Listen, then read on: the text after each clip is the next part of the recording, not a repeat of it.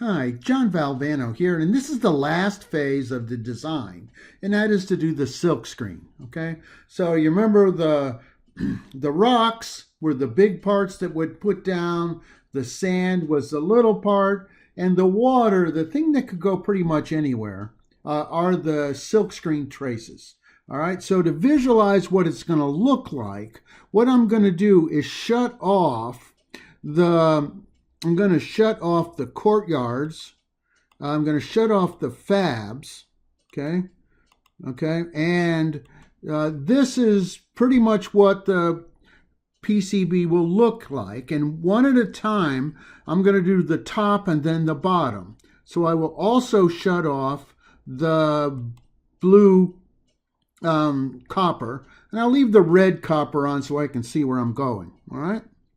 And so what I'm going to do next is look at the traces. Now, this was a legend for me to do Lab 8 and to make sure that the receive and transmit pins are properly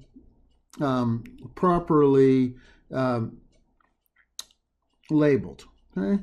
And here are my LEDs. If you want to give them names, you can give them names. But you can see here that the resistors are labeled R123. And so I'm going to move this one up here. And I could give them names if I want so that they mean something. And then I'm going to put my name, my stamp on this to make sure it fits in there. Here is a symbol. You can draw your own if you want, or use this one. And now I'm going to put my name on there. Okay, and of course I got to change my name. Okay, put my name here. And here you should put the names of all your teammates. And you can see it's on the silk screen. All right. Now this label here will be visible. There's pin 1. U1 is the name of the LCD. I'm going to shut off the back silk so I can see it look better. Okay, so this is the slide pot, and you can see I've labeled my test points. This switch is called up, that one's called down.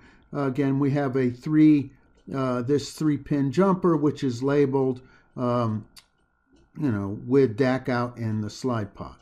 All right, that is the top. Let's look at the bottom. Okay, so I'm going to hide the top, look at the bottom, hide the top silk screen, look at the bottom silk screen, and this is what we see on the bottom. And as I said before, the letters are reversed because we're like looking through it like a window. And I can put my name on the bottom too. But if I put my name here, it's going to be covered up by the launch pad. So I'll put my name over here, double click, change my name. And again, you're allowed to put Silkscreen wherever you want. There's not a lot on the bottom that's useful. But again, these labels here will prevent your lab partner from plugging in the launch pad backwards. Okay, so the last stage of the design was to do the silk screen. Okay? Save.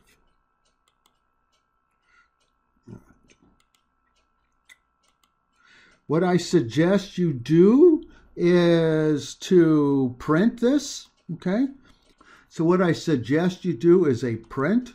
Okay, and I'm going to make 2 prints. One which will be what I see on the top.